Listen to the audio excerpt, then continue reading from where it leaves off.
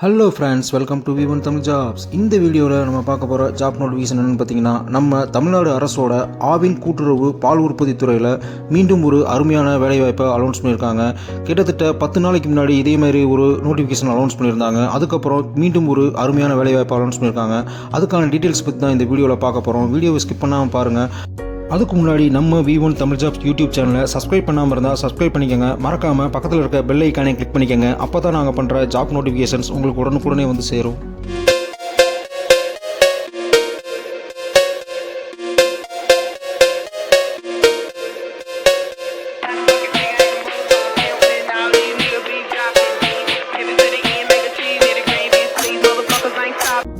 இந்த எம்ப்ளாய்மெண்ட் நோட்டிஃபிகேஷனை அனௌன்ஸ் பண்ணியிருக்க டேட் பார்த்தீங்கன்னா 2/8/2024 இந்த நோட்டிஃபிகேஷன் அனௌன்ஸ் பண்ணியிருக்காங்க.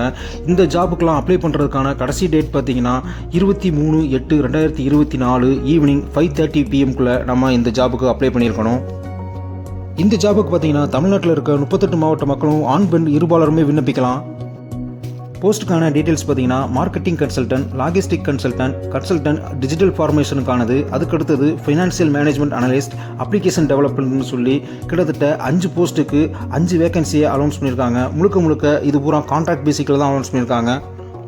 ஒவ்வொரு போஸ்டிங்க்கும் சேலரி பார்த்தீங்கன்னா கன்சால்டேட்டட் பேரில் தான் கொடுக்குறாங்க. அதுவும் ஒவ்வொரு போஸ்டிங்க்கும் 1,50,000 ரூபாயிலிருந்து 2,50,000 ரூபா வரையும் சேலரியாக கிடைக்கிறதுக்கு சான்சஸ் இருக்குன்னு சொல்லியிருக்காங்க. ஒவ்வொரு ஜாப்புக்கும் எக்ஸ்பீரியன்ஸ் பார்த்தீங்கன்னா மினிமம் 5 இயர்ஸ்லேருந்து மேக்ஸிமம் 10 இயர்ஸ் வரையும் எக்ஸ்பீரியன்ஸ் கேட்டிருக்காங்க. அதே மாதிரி ஏஜ் ரிலாக்ஸேஷன் பார்த்தீங்கன்னா 50 இருந்து 55 வரையும் ஏஜ் ரிலாக்ஸேஷன்ஸ் கொடுத்துருக்காங்க. ஃபர்ஸ்ட் போஸ்ட் பார்த்தீங்கன்னா மார்க்கெட்டிங் கன்சல்டன்ட். இதுக்கான எஜுகேஷன் குவாலிஃபிகேஷன் பார்த்தீங்கன்னா கம்பல்சரி MBA கம்ப்ளீட் பண்ணியிருக்கணும். அதுவும் கவர்மெண்ட் ரெகனைஸ்டு யூனிவர்சிட்டியில் கம்ப்ளீட் பண்ணியிருக்கணும்னு சொல்லியிருக்காங்க. இதுக்கான எக்ஸ்பீரியன்ஸ் பார்த்தீங்கன்னா மினிமம் 10 இயர்ஸ் சேல்ஸ் அண்ட் மார்க்கெட்டிங்கில் வேணும்னு கேட்டிருக்காங்க. அது மட்டும் இல்லாமல் டெய்ரி இண்டஸ்ட்ரியில் உங்களுக்கு ஒர்க் எக்ஸ்பீரியன்ஸ் இருந்துச்சுன்னா உங்களுக்கு தான் ஃபர்ஸ்ட் ப்ரிஃபரன்ஸ் கொடுப்பாங்க. இந்த ஜாபுக்கான டியூட்டிஸ் அண்ட் ரெஸ்பான்சிபிலிட்டிஸை தெளிவாக கொடுத்துருக்காங்க. ஒரு தடவை ரீட் பண்ணிக்கோங்க.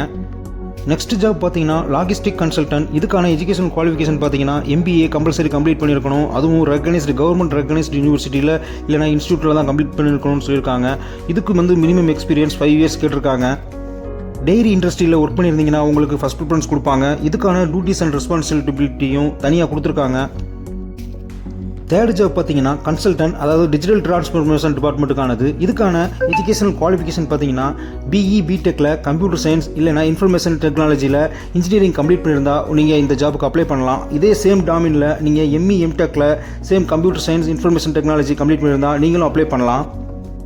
இந்த ஜாபுக்கு மினிமம் 5 இயர்ஸ் ஒர்க் எக்ஸ்பீரியன்ஸ் கேட்டிருக்காங்க. ERP ஸ்பெஷலிஸ்ட்டாக இருந்தால் உங்களுக்கு ஃபர்ஸ்ட் ப்ரிஃபரன்ஸ் கொடுப்பாங்க. இந்த ஜாபுக்கான டியூட்டிஸ் அண்ட் ரெஸ்பான்சிபிலிட்டிஸை தெளிவாக கொடுத்துருக்காங்க. இந்த போஸ்டிங் பார்த்தீங்கன்னா ஃபினான்சியல் மேனேஜ்மெண்ட் அனலிஸ்ட்டாக ஒரு 5 இயர்ஸ் ஒர்க் எக்ஸ்பீரியன்ஸ் இருந்துச்சுன்னா உங்களுக்கு ஃபர்ஸ்ட் ப்ரிஃபரன்ஸ் கொடுப்பாங்க. GST பற்றியும் டேக்ஸ் பில்லிங் பற்றியும் அதிக நாலேஜ் இருந்துச்சுன்னா உங்களுக்கு தான் ஃபர்ஸ்ட் ப்ரிஃபரன்ஸ் கொடுப்பாங்க. ஆடிட்டிங் எக்ஸ்பீரியன்ஸ் இருந்தால் அட்வான்டேஜாக எடுத்துக்குவாங்க.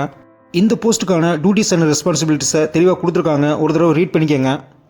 லாஸ்ட் ஜாப் பார்த்தீங்கன்னா அப்ளிகேஷன் டெவலப்பர். இதுக்கான எஜுகேஷன் குவாலிஃபிகேஷன் பார்த்தீங்கன்னா BE BTechல கம்ப்யூட்டர் சயின்ஸ் இன்ஃபர்மேஷன் டெக்னாலஜி 2 டிபார்ட்மெண்ட்டில் எந்த டிபார்ட்மெண்ட் முடிச்சிருந்தாலும் நீங்கள் இந்த ஜாபுக்கு அப்ளை பண்ணலாம். சேம் டாமினில் ME MTech முடிச்சிருந்தாலும் நீங்கள் இந்த ஜாபுக்கு அப்ளை பண்ணலாம். இந்த ஜாபுக்கு மினிமம் 5 இயர்ஸ் ஒர்க் எக்ஸ்பீரியன்ஸ் கேட்டிருக்காங்க. அப்ளிகேஷன் டெவலப்பர் சர்டிஃபிகேஷன் வச்சுருந்தீங்கன்னா அவங்க அட்வான்டேஜாக எடுத்துக்குவாங்க. இந்த ஜாபுக்கான டியூட்டிஸ் அண்ட் ரெஸ்பான்சிபிலிட்டிஸை தெளிவாக கொடுத்துருக்காங்க. ஒரு தடவை ரீட் பண்ணிக்கோங்க. இந்த வேகன்சிஸ்க்கான செலெக்ஷன் ப்ராசஸ் பார்த்தீங்கன்னா அவங்க கேட்டிருக்க ரெக்யூர்ட் குவாலிஃபிகேஷன்ஸ் உங்கள்கிட்ட இருந்துச்சுன்னா அதுக்கு செப்பரேட்டாக வெயிட்டேஜ் படி மார்க் போட்டு அதுபடி தான் உங்களை செலெக்ஷன் பண்ணுவாங்க. அவங்க கேட்டிருக்க ரெக்யூர்டு எஜுகேஷனல் குவாலிஃபிகேஷன் உங்கள்கிட்ட இருந்துச்சுன்னா 20லிருந்து 25 மார்க் வரையும்.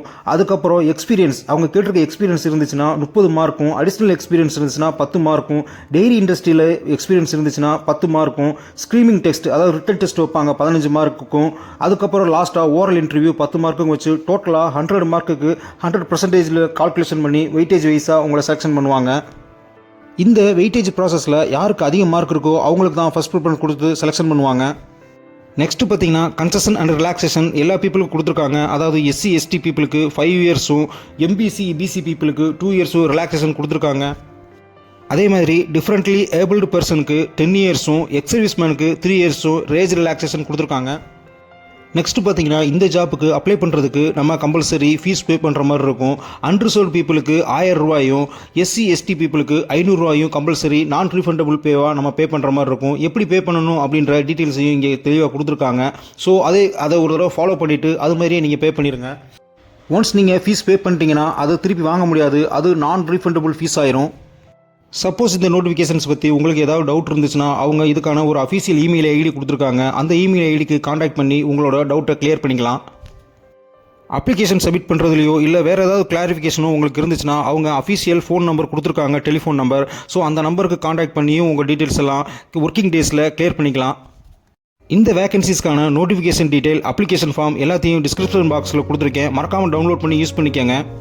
இந்த வேகன்சிஸ்க்கு நீங்கள் எலிஜிபிளாக இருந்தால் உடனே அப்ளை பண்ணுங்கள். சப்போஸ் உங்கள் ஃப்ரெண்ட்ஸ் யாராவது இந்த ஜாபுக்கு எலிஜிபிளாக இருந்தால் இந்த வீடியோவை அவங்களுக்கு ஃபார்வர்ட் பண்ணுங்கள். அவங்களுக்கும் யூஸ்ஃபுல்லாக இருக்கும்.